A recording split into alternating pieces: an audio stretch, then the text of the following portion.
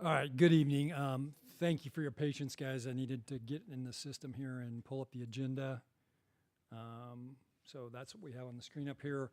I'd just like to start by welcoming everyone and also start by thanking Deb Starling. As usual, she's pulling all this together for us and keeping me on track, so I'm always grateful for her help as well as the help from our tech department and Patrick in particular. And then before we do introductions, I'd just like to thank everyone involved.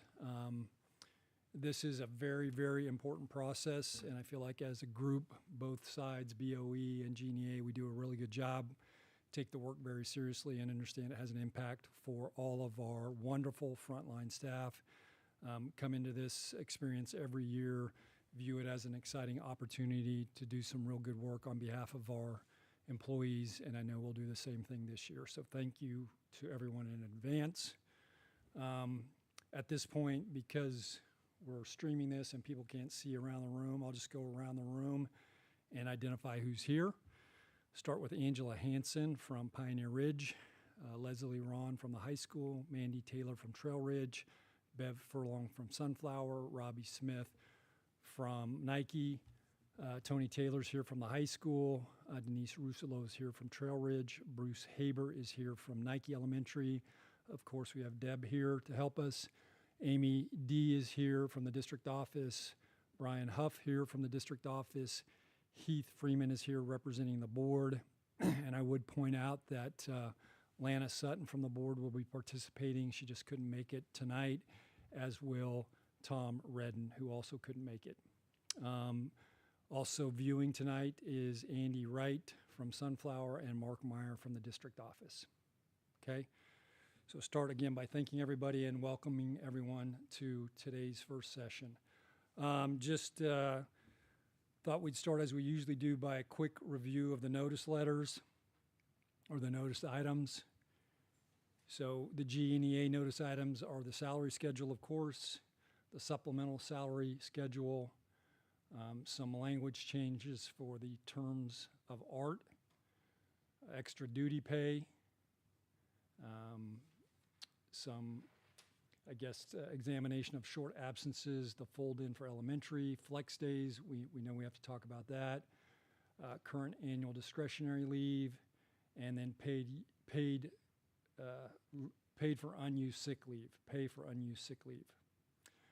Board items, some of the usual suspects or common suspects here: salary schedule, supplemental salary schedule, fourth quarter grading time, just some language things there, and then identifying the flex days.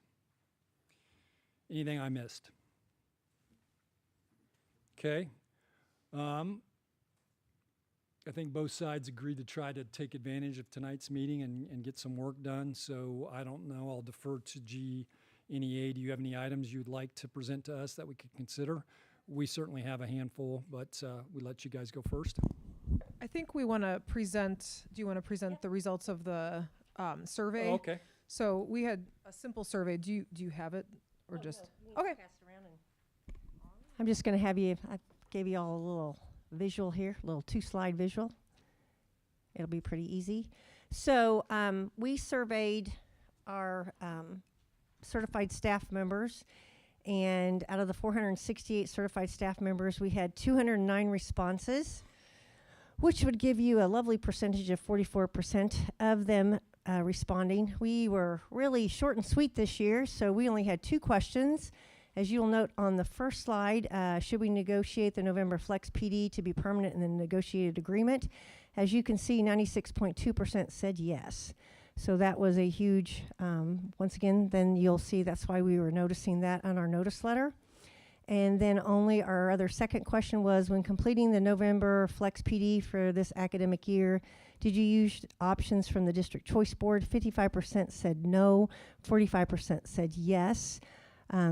We thought it was important to know that information that tied to those particular 2 days, and that actually leads us up to what we were going to share with you when we get to the part regarding our flex days. So that is the only 2 questions that we asked. We did have quite a few written responses, which I have them all broken down into 4 different tabs that I will be happy to email you if you would like them. Yes, please. Okay, so you will have them early in the morning. All right. And so that is everything on the survey. So the survey was pretty short and sweet. You will find some of the responses that were noted in the actual survey that people wrote in. Some of the typical things were as usual. Nothing should surprise you there. But I'll just, like I said, I broke them down into 4. Like one was like PD and calendar. One I considered miscellaneous, then salary. And I'm forgetting what the 4th tab was. But anyway, so we will share that information with you. So that would be the survey component. And then we are ready to visit with you regarding some of the non-compensation items that we had on our agreement letter. So I will turn that over to Leslie. The 2 things that are on this handout that you're getting refer to the noticed items 3 and sort of 4. We'll talk a little bit about that. And then because we both noticed flex days, we thought that it might be worthwhile spending some time today talking about our item 6 and your item 4. Okay. So the first thing that we'll talk about, I'm going to not be a musician and just put this here. So the first thing that we have on the handout that we gave you is the language change to the terms of art for plan time.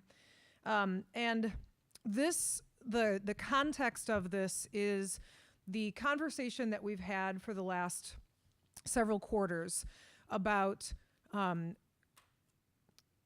teachers receiving compensation for attending IEP meetings during their plan time. So there's been a little bit of background going on with this, and people can correct me if I'm wrong, but it seems as though in years past, there was some maybe handshake agreement, maybe some other kind of agreement, I don't really know, some kind of agreement where if a teacher, a gen ed teacher, went to an IEP meeting during their plan time, that it was always my understanding that should that amount of time spent in a meeting like that exceed the minimum allowed or the minimum guaranteed plan time in the negotiated agreement, that teacher could receive some compensation for extra duty for going to those IEP meetings. I think that this was maybe something that was utilized more at the elementary level for teachers who, what was do we remember the number of minutes for elementary teachers? Was that 270? So if a elementary teacher has 5 students who have IEPs and they get called into those 5 IEP meetings, now we would hope that wouldn't all happen in the same week, but should they be in those meetings in a given week so that they did not receive their 270 plan time minutes, that they could receive some sort of compensation for time served outside of that time. So all of that context is to say that then this year I think that there was a little bit of misunderstanding. There was some wording that was put in. There's a new code in our leave time for attending IEP meetings. And I know I'm not the only one who was fielding a lot of questions in terms of, so if I go to any IEP meeting, is that something that I can receive compensation for? So in that context, the only wording change that we are proposing changing in the negotiated agreement is taking out the word meetings. So it would read, planning for the professional employee's designated time during each contract week to be used for classroom lesson preparation, grade recording, parent communication, and communication on curricular and instructional matters with colleagues and administrators. So trying to continue to honor the fact that communication with parents is an important part of a teacher's job, that expectation does still happen during plan time, but eliminating that word meeting for parent communication / meeting would still allow us to somehow work into the negotiated agreement when we talk about compensation, which we know that's not a conversation we're having today. We could talk about somehow putting into the negotiated agreement some extra section about should a teacher not receive their contracted 270 minutes, or at the high school, I think it's 225 minutes for that week, that we could somehow work in some wording to add some extra compensation officially in the negotiated agreement that makes it a little bit easier for teachers to identify and be able to recognize, well, I was at an IEP meeting for 30 minutes in 1 week. I still had my 270 or 225 minutes of plan time, so I don't qualify for extra duty compensation. So we're seeking taking the word meeting out, and then eventually when we talk about compensation, we'll add, and that would be our notice item 4 on the list there, we'll add some proposed language for how to compensate teachers for attending those IEP meetings exceeding that guaranteed time.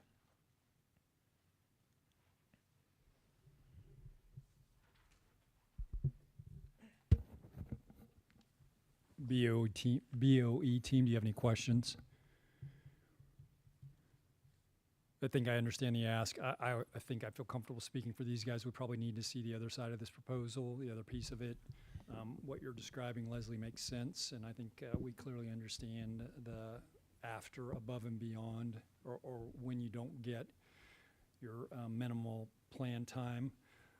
I think my question here is there any risk here? Does a gen ed teacher meet with parents maybe throughout the week or whatever, and could someone then start to say, well, as a gen ed teacher at the high school, I met with a couple parents during a given week and it interfered with my plan time and now I'm owed compensation? Yeah, I think that, so I think that this hopefully starts as a starting point for a conversation about how we can meet the needs of both of these things. So how, like, you know, we do still have parent communication in there. We're not eliminating those words. Perhaps there's another way that we can formulate the writing in that section about what plan time is.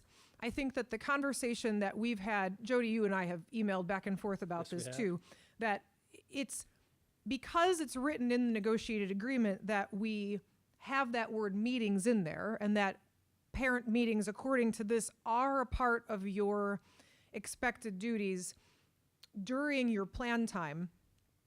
I think that that does not work with allowing or enabling a teacher to be able to receive compensation for time that was lost to planning. So I've just, perhaps there's a better way to do this. Okay.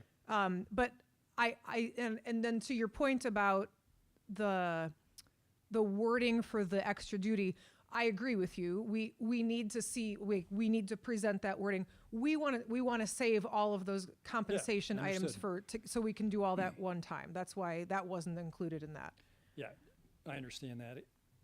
It's just my point is this group have to be mindful of unintended consequences. So that's one of the points. And then 2, I think, again, kind of foreshadowing, which I like to do here, is this group needs to decide whether it's just a professional responsibility that occasionally a teacher needs to go to an IEP meeting, and that does fall under the definition either of plan time or that's just a reasonable expectation. Mm-hmm. And we haven't come to that conclusion. Right. I'll just be honest with you. And again, we want to see the other part of this response, and that includes the compensation piece. So I think we understand the ask. It's pretty straightforward. But we'll look forward to the other piece of this, and then we'll respond at that point. And I think that I would just, as you think about this and as you kind of contemplate what this looks like, I would just ask that you think a little bit, and that we all consider a little bit those extenuating times in which a teacher, especially a teacher who is the gen ed teacher of 5 or 6 or 7 students who maybe need that teacher to be at a meeting. There are weeks in which, you get called into 4 IEP meetings. I mean, I had a week not too long ago as a high school teacher that I had 3 half-hour to 45-minute IEP meetings in that one week. Now, as a high school teacher, that particular week, I added them up. I was still okay in terms of my planning time for grading and lesson preparation. But that same thing does not happen for a elementary teacher. Because of the number of students that they have, the fact that they're the only teacher that has they're the only teacher that has those students. I have multiple people that could, be there instead of me. And that they need that time to prep and all that. So for those extenuating circumstances, I want there to be a way for us to have a conversation about that. So I just, so I'm assuming that, and I shouldn't assume, but assuming that when we talk about the meetings part, that we'll clarify what constitutes a meeting and is it that you're looking at FastBridge data with your team or with your principal, or is it an IEP meeting, or there's a litany of meetings that have come across this year in extra duty, which I think will be helpful. And I can share with you, here are all the reasons, and we can start to kind of piece and parcel them out to, no, that really belongs here, or that belongs here. And then secondly, I will apologize for opening this Pandora's box because I didn't fully understand it, but I think this will be really helpful as we have conversations with principals and with staff members, as these things get submitted, that we have a lot clearer language and not, like you said, that kind of handshake agreement. That's super helpful to us in the payroll department as well. Thank you. I think that there is some wording in the negotiated agreement with respect to building meetings, team meetings. There is some language in there for the number of minutes guaranteed for each teacher. So there is a little bit of that already in there. And then this would be something separate that is not a part of that. But that's a good point. Yeah, there are other examples in the negotiated agreement about staff meetings and what a principal can do working with a staff or an individual teacher. So we may also look to that as other examples. And this is a much lower kind of factor for me, but another factor in these things is it needs to be pretty straightforward. It doesn't need to be a math challenge or a brain scramble for someone to figure out whether they qualify or they don't. So the fewer moving parts, the better. Will be something that, again, is a secondary factor for me, but I'll want to make sure it is easily understood by the staff members so they know when it does apply and when it doesn't. So, okay. Thank you for providing that explanation and overview for that item. We'll get back to you. Okay. I'm presenting the general leave. We wanted to change some language in it from just flex days to flex days and professional development flex days, discerning between the Thanksgiving 2 days and then the grading days.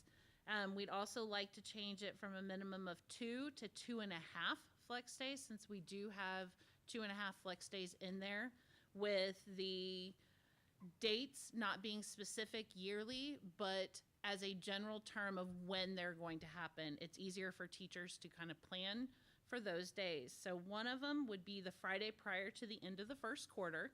We always have a flex day since we started flex days then.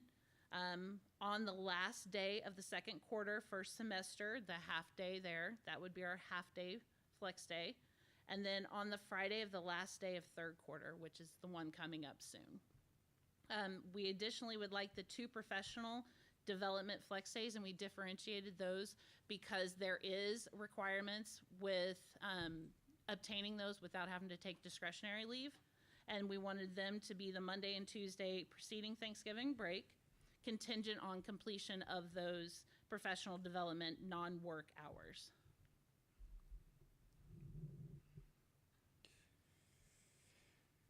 Okay, questions from the BOE team?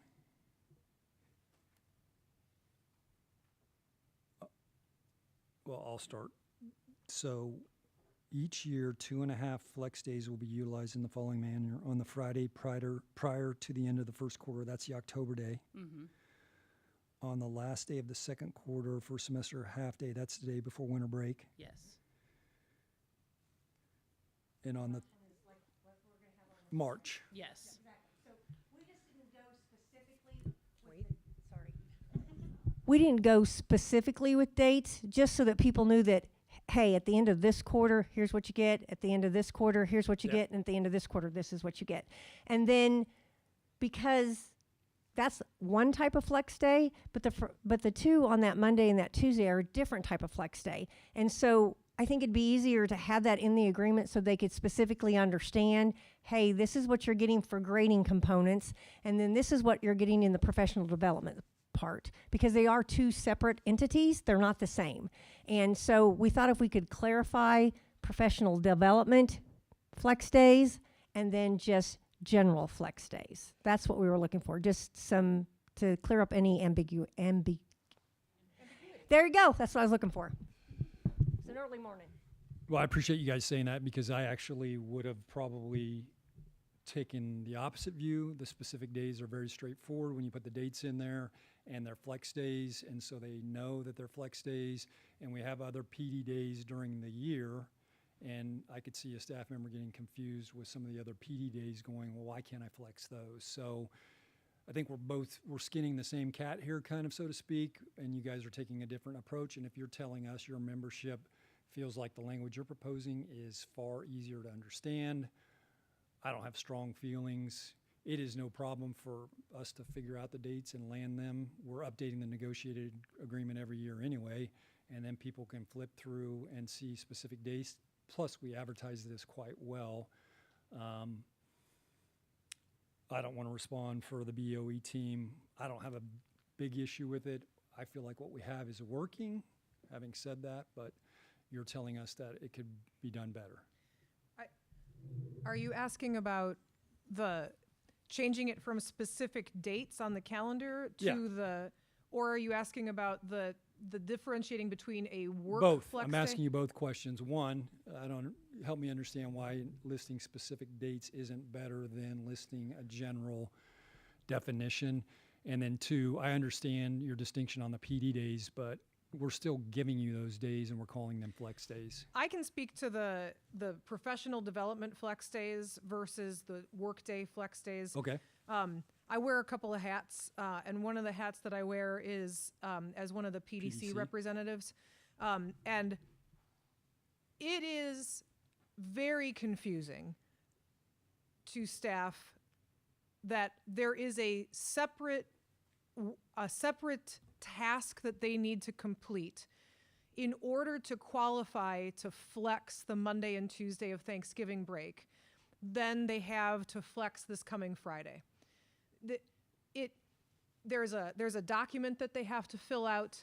There's a person that they have to contact at their school in order to be approved that this was something that they've done properly. Okay. There isn't that same requirement for completing your grading at the end of third quarter, for making sure that you've contacted parents to schedule conferences. There isn't that same requirement. No one is saying, all right, have you checked off all the parents on your list? That's not a part of it. And so there were many questions. And maybe it will get easier as these years go on and we do this again and again. But as we continue to do this, there is a distinction between the requirement for a teacher on those two types of days. And we were just trying to clarify that a little bit in the negotiated agreement, that the November days are different days than October, December, and March. Okay. Thank you. And then on the other piece, I look at it this way. Every year you have to go in there and put those dates into the negotiated agreement. If we just say that these are the concrete dates, you don't have to change anything. They're just there. I mean, you're not going to have to go in and put these in red that says this date, and this date. It won't be changed. I mean, the quarters are always going to end, and that's when those dates are actually being able to be flexed. So you wouldn't have to change anything. It would you would put it in there, and it would be a permanent component that says, hey, at the end of first quarter, this is what you get. Second quarter, this is what you get. And third quarter, this is what you get. I mean, once again, that's just, I think, clerically wise, you don't have to change anything because we're always going to have quarters. Okay, thank you. And those dates are changed every year. Yep. I'm looking at my building admin or our building admin. Any kind of questions or thoughts or feedback or concerns? The only thing I could say is maybe the article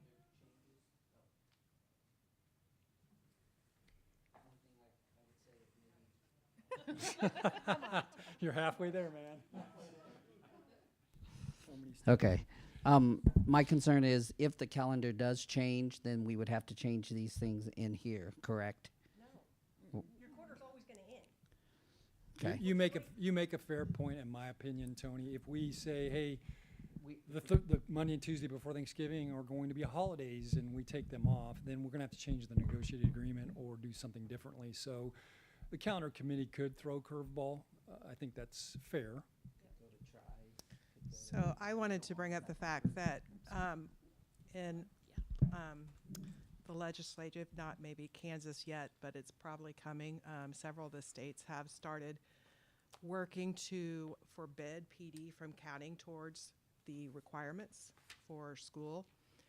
I fear that putting this stuff black and white, like so many days here, so many days here, so many days here, could result in us going to school in June. And I'm not really sure that that's something I'm prepared to do.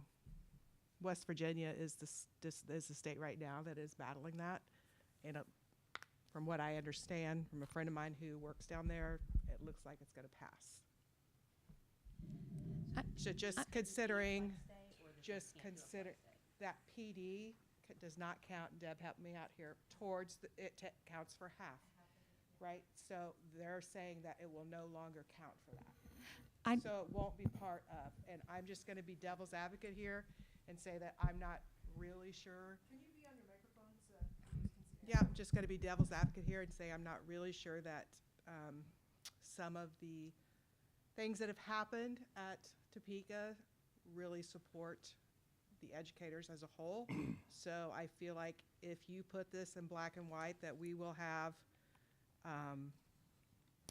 these things in here. I mean, it may come a time that we're not able to do the 24th and the 25th, because if we do, we're going to be going to school way longer than we want to. I hear what you're saying, but if that does happen, like our early release dates, like a lot of that will be affected, and we would have to come together and problem solve and probably visit the negotiated agreement anyway. But until that happens, I feel like this gives people a chance to plan on things without having to take that two-step, like, oh, the calendar committee has to meet first and then negotiations can meet. It would be here until it couldn't be here, and then we'd have to revisit it anyway because of how much we count all that PD in our whole calendar time anyway. I do think if that does happen, we'd have a lot of visiting we'd have to do anyway. And obviously calendar and negotiations dovetail and they have to work together. But I think we'd be visiting that anyway, and we might be rewriting this particular negotiated agreement item so that we would be able to pass a calendar that didn't go into June.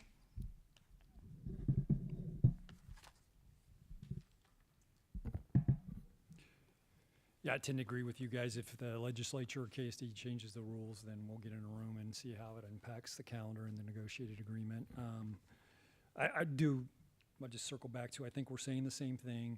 I think I do appreciate the input from Leslie and all of you guys. Leslie, they're still going to have to demonstrate that they did the PD on their own, so they're still going to have to document that. That still would be That's part of it.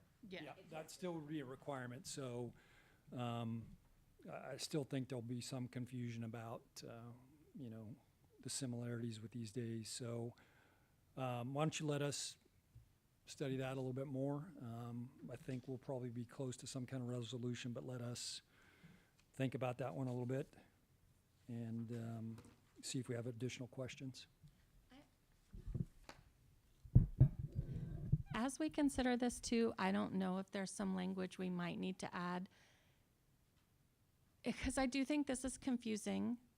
People get to flex 2 8-hour PD days, but they only have to turn in 12 hours on their log.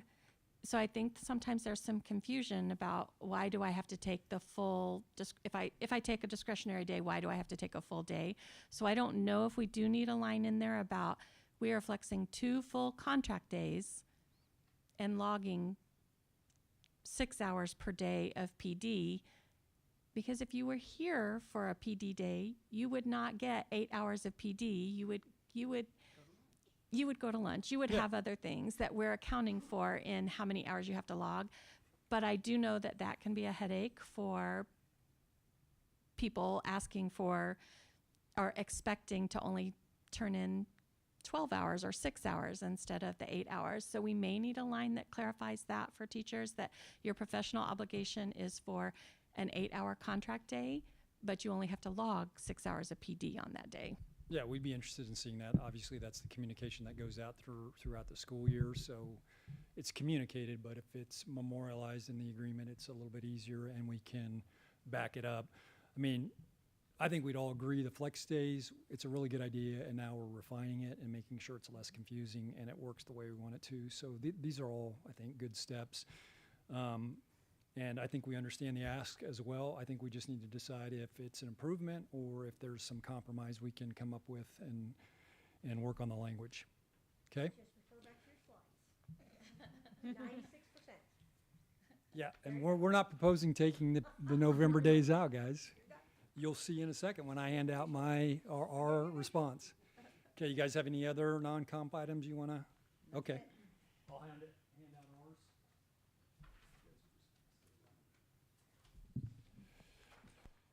So these are in relation to Section 4, Section 10, and Section 7, which we were just talking about. I've got this handout in my packet here.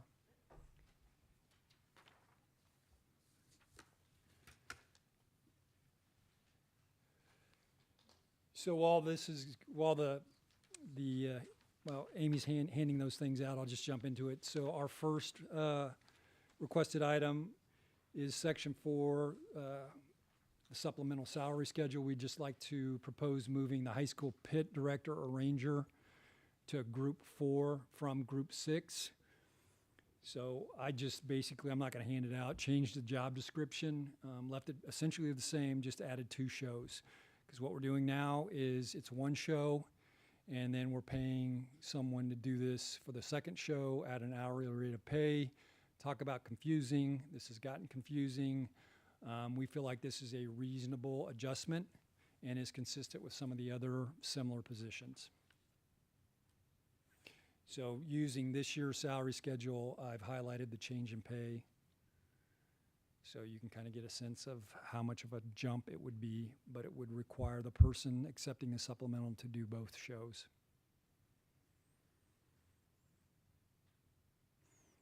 Questions on that? Okay. I do have a question. Jody, could that be 0.5? Like, could one person do one and one do the other, and you split the supplemental? Yes. Good question. That is not that uncommon, and we're pretty accommodating. Okay, the next one is just a language thing. I don't know why I didn't catch this last year. So Section 4, subset 5, in the negotiated agreement, there's a page in there that just lists family residence incentive pay and dependent children incentive pay. They've both been grandfathered for years, and the last employee that was getting that retired. And so it's off the contract, but I didn't take it out of the negotiated agreement, so I assume we can agree to this. Yes, remove it from the agreement. Okay, thank you. We've got agreement, our first agreement. Okay, Section 10, subset E, 4th quarter grading. We want to eliminate this from the agreement. It says elementary school grade cards will be mailed after the close of the school term.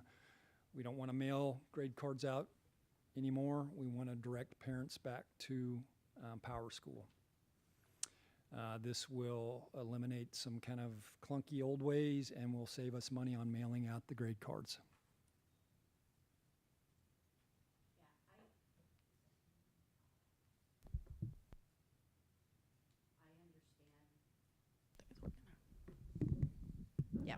I understand the that component, absolutely. My question would be how, since a lot of elementary families are not necessarily using rooms, and how many of our elementary families are on Power School for something beyond paying for their lunches, to make sure that they know how to access this and that we're guaranteeing that they're receiving that information Would be my only question. And it's a great question. I think the follow-up that too would be that then the grade cards wouldn't be expected to be sent home that last day before the work time to complete them. Yes. Well, I will tell you, this came from Educational Services, including the elementary representative. So I felt like there was some degree of comfort that parents would know how to get these. We've got, Robbie, you've obviously spoke for elementary staff. We've got an elementary principal. That is a great question, and we want to be assured that this isn't going to throw parents off. So again, I feel like I got that sense from our Educational Services team. That's why we're proposing this. But if there's continued doubt or question, we can let you guys consider it and come up with other questions, or maybe talk amongst yourselves, or go back and talk to your colleagues. We don't have to agree to this one on the spot. This may be trivial, but it would save us about $1,600 in just mailing costs. So we could use that definitely somewhere else. But No, yeah, I totally get it. absolutely, yeah, I completely understand that. My question is just like, if we can just verify to make sure that parents are receiving it, that would be my main Can we thing. just PDF? Can we just PDF them and email them home? I would Just- guess. I think I don't know. Who's we, though? I think that's probably He an said important he question. wanted to do that. Okay. Let's put Bruce Haber's name's going in. If the PDF, if making the PDFs takes Yes. the same amount of time as stuffing the envelopes, and it's clerical work that the teachers are not doing and adding to that workday, I think that would work. But if it's more than that, we might need to talk some more. Again, unintended consequences. We do want to be careful. I mean, I think you raise a good point, Robbie. I think parents, they have to get on Power School in order to enroll. So they are having to get on Power School at one point, at least, during the year. And so I think it's just a matter of communicating and that, hey, this, just multiple ways. You're going to get this next week. This is when it's going to come out. And probably like a little, at least this first year, maybe 2 years, just a little tutorial like, hey, in order to see your kids' grades, you're going to click on Power School. You're going to click on this. You're going to click on this. If you have any questions, call the school. Yeah, I think Dr. Platt has worked on this a lot in Power School, and so we can definitely ask those questions. I know she's been, I did visit with her when I was reviewing the postage meter renewal, and I'm like, how come we don't? And then led us down this path as well with Ed Services. So we can definitely, I think address those technological needs and ask, is there a way to just, push it out? But she has done a lot of work on this already, and Heath, I believe, has something to say. Well, I think it does create the intent to Robbie's point, and then back to Bruce. It's critical for any parent to get onto Power School from the day when their student becomes involved with our district in any way. So this continues to point them back and point to that importance of continual interaction. So, it may be difficult to take that away for some, but the access is there for everyone. So I think it's really almost critical for us to do that, because the folks that aren't interacting on a regular basis are missing out on opportunities that are going to be valuable for their student. All right, let us go back and do a little bit more research and ask some of those follow-up questions, and you guys do that as well, okay? All right. Well, then our last proposal is just to list those flex days when you guys have already given us another way to do this. So I think both sides just need to go back and kind of talk this one over and come back, and we can maybe pick it up as one of the first items at the next meeting. Can I ask just one quick question for myself going through this for the first time from this perspective? But I'm trying to remember the overlap from when the district calendar is approved compared to the negotiated agreement.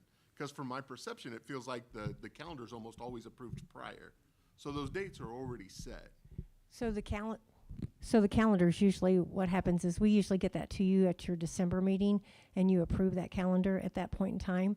The negotiated agreement could be any time. It could be June, July, August, September, October. Got it. We have done that before. We don't. So yeah. I'm telling you Right, that sure. that has happened in the past.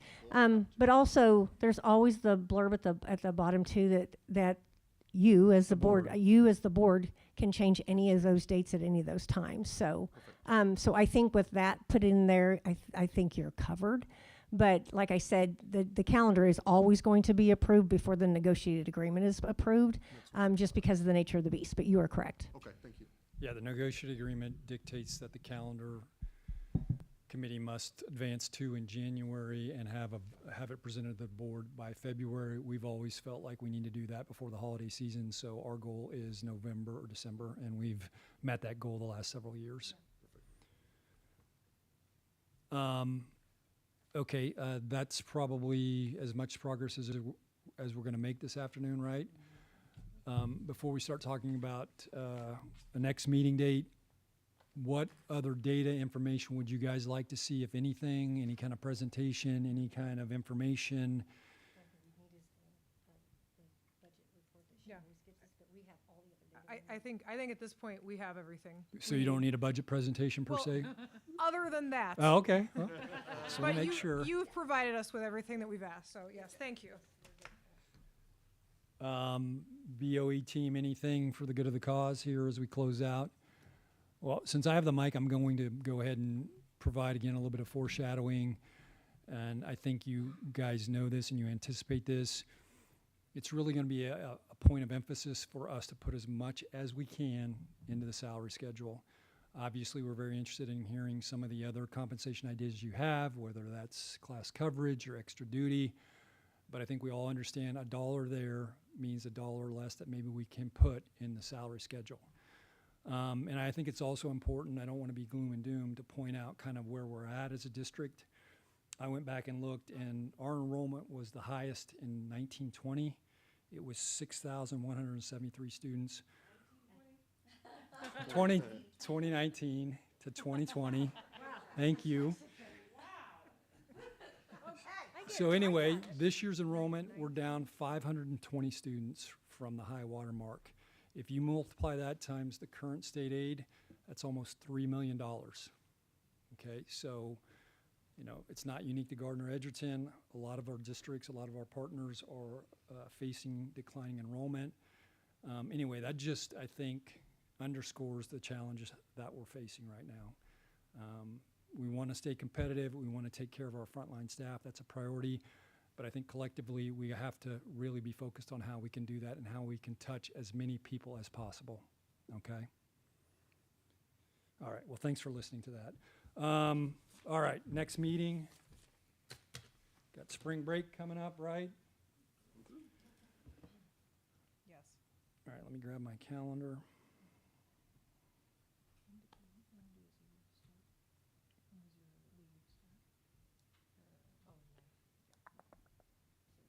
We've got a special board meeting on, what's the date of that? The 30th.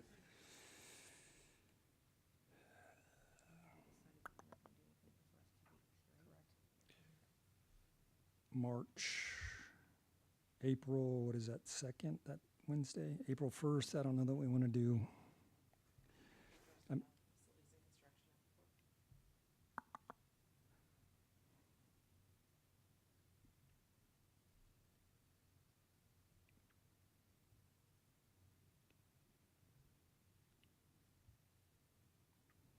25th, does that work? Are you talking March? Yeah, I am.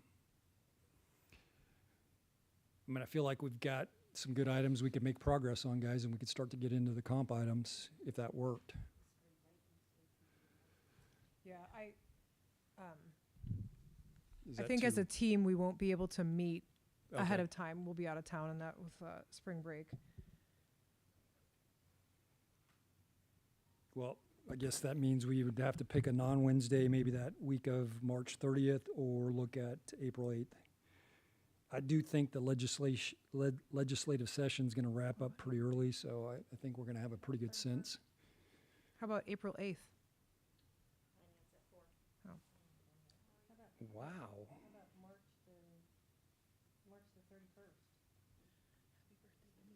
March 31st? That's Tuesday? March 31st? No? Well, it's a no. Robbie said no. So March 31st is a no? Yes. Okay, about April 2nd? okay.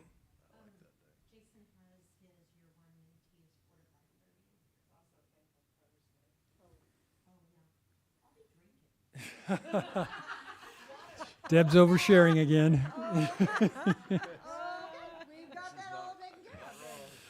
Guess we won't see you on Friday the 3rd then. Okay, guys, come on now, work with me. How about Tuesday, April 7th?